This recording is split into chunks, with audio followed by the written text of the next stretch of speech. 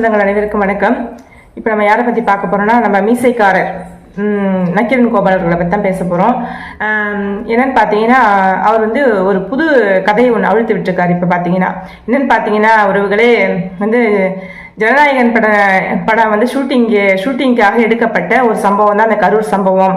வந்து இந்த 41 பேர் இறந்து போனாங்க இல்லையா, அவங்க வந்து அந்த ஷூட்டிங்கா ஜனநாயகன் படம் இருக்கு பார்த்தீங்கன்னா, ஜனநாயகன் படம் அந்த படத்துக்கு எடுக்கப்பட்ட ஷூட்டிங்கு.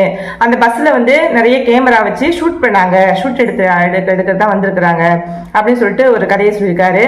அப்புறம் பார்த்தீங்கன்னா ஒரு சினிமா ஷூட்டு தாங்க இது, அங்கே எடுத்துட்டாங்க, அள்ளிட்டு வரான். இந்த ஜனநாயகன் படத்துக்காக இவ்வளவு எடுத்தாங்கிறத நேற்று நான் ஒரு யூடியூப்ல சொல்லியிருந்தேன்.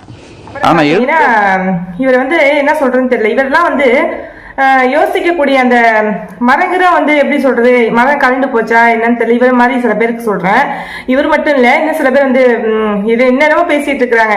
அதாவது ஆமா சார், நீங்க சொல்றது கரெக்ட் தான். ஏன்னா மக்களாகி நாங்க முட்டாள் தானே, எதையும் யோசிக்காம எதுவும் வந்து என்னடா அது ஒரு நாள் கூத்துக்காக ஆடிட்டு போற ஓட்டு வந்து எங்களுடைய ஓட்டு கிடையாது அப்படின்னு எங்களுக்கு அப்ப அந்த புரிதல் இல்லை. ஏன்னா நாங்க போடுற இந்த ஒரு ஓட்டும் பாத்தீங்கன்னா வந்து எப்படி சொல்றது, எங்கோ வாழ்க்கையை தீர்மானிக்கக்கூடிய ஒரு ஆயுதம் அது இல்லையா. அதை வந்து நாங்க யோசிக்காம கொள்ளாம இத்தனை வருஷமா நாங்க போட்டுக்கிட்டு எவ்வளவு எங்க காலங்கள் நேரங்கள்லாம் வீணாகி போச்சு. யோசிக்காம எடுத்தது தானே அதெல்லாம். ஆனா இப்ப நாங்க நல்லா யோசிச்சு ஒரு முடிவு எடுக்க போறோம். நீங்க பாட்டுக்கு பேசிக்கிட்டே இருங்க. எங்க தற்கொலைன்னு சொன்னவங்களும் பார்க்கதான் போறீங்க. அப்புறம் பாத்தீங்கன்னா என்னென்னமோ சொல்றீங்க, கட்டுக்காதையெல்லாம் அவிழ்த்து விடுறீங்க.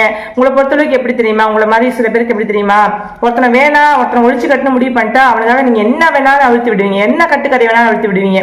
ஏன்னா நம்பறதுக்கு நாங்க முட்டாள் தானே, மக்களாகி நாங்க முட்டாள் தானே, எங்களை முட்டாளாகவே தானே நல்லா பார்த்துட்டு இருந்தீங்க, இனிமேல் பார்க்க போறீங்க.